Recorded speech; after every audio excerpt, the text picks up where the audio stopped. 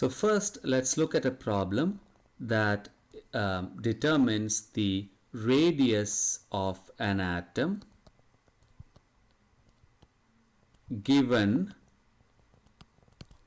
its density and crystal structure.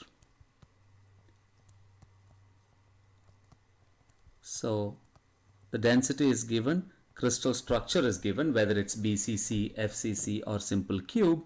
From that you are finding the radius of an atom. So we are going to use the basic density equation. Rho density is equal to number of atoms in the unit cell multiplied by the atomic mass divided by volume of the unit cell times the Avogadro's number, the equation that we have seen in class.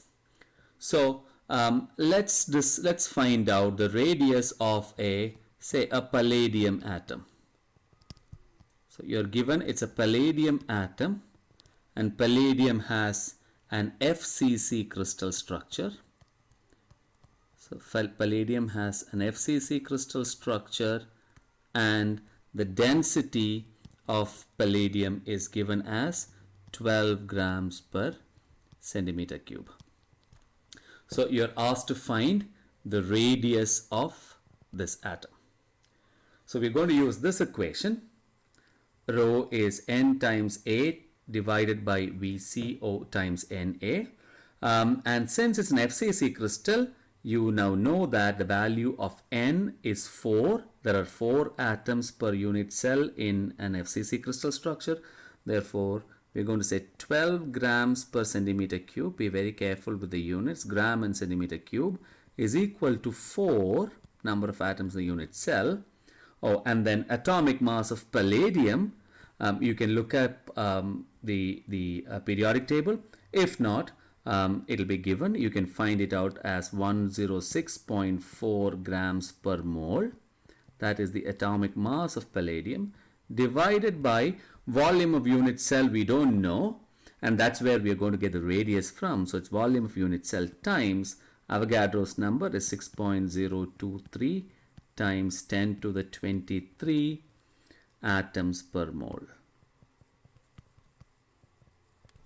Right? So if you do this calculation, VC will then be 4 times 106.4 divided by 12 times 6.023 times 10 to the 23. You get volume of unit cell. You can do this calculation. You will get this as 5.88 times 10 to the minus 23 centimeter cube.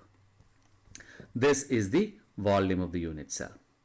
Now, volume of the unit cell is equal to A cube. So VC is equal to A cube, where A is a side length of the cube, which is equal to 5.88 times 10 to the minus 23 centimeter cube.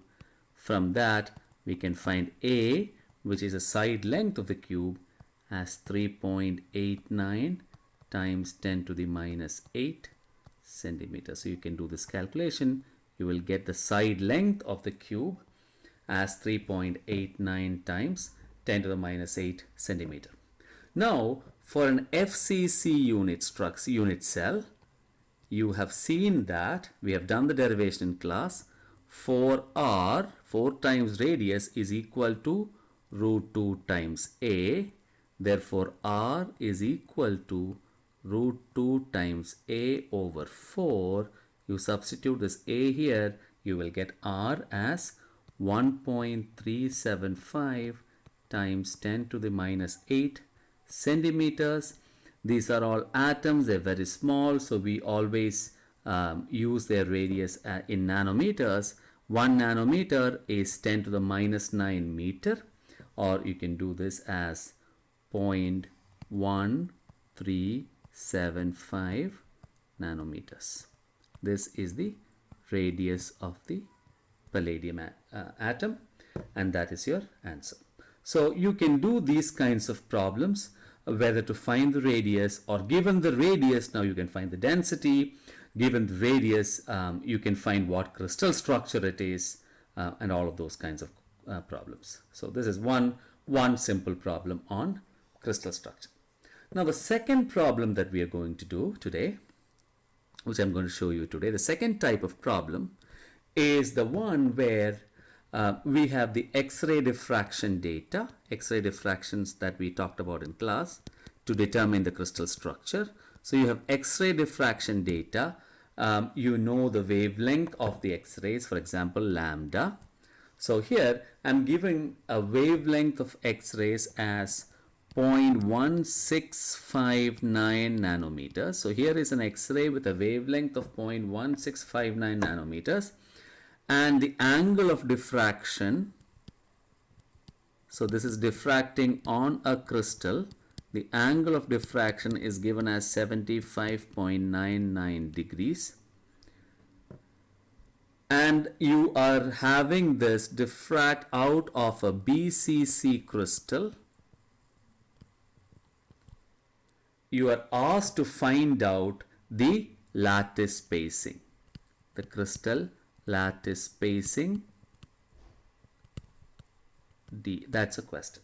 So you're going to basically make use of the equation n lambda is equal to 2d sine theta. This is the equation that you're going to use. Angle of diffraction is given. Know that angle of diffraction is equal to 2 theta. Therefore, theta is equal to 75.99 over 2 degrees. N, order of diffraction. If you're not given what the order of reflection is, you can take it as 1. So 1 times lambda, 0.1659 nanometers is equal to 2d sine theta is 75.99 over 2. When you're given the angle of diffraction, it always means 2 theta. So you have to divide it by half to get divided by 2 to get the value of theta.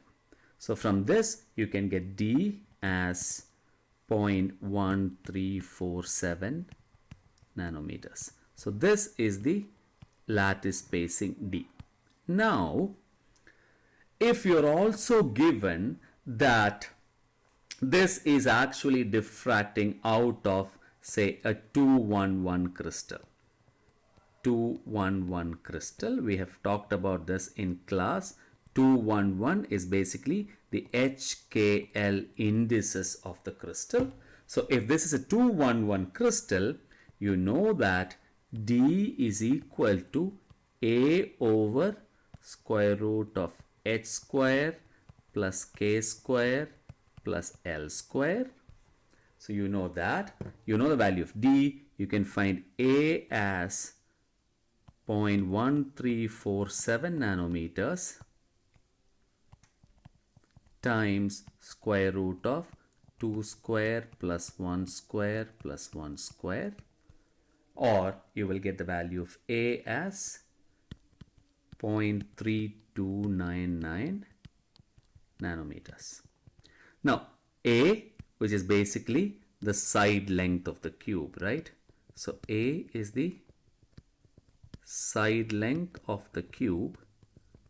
Once you know the value of A, then you know it's a BCC crystal structure, and you know the relationship between A and R.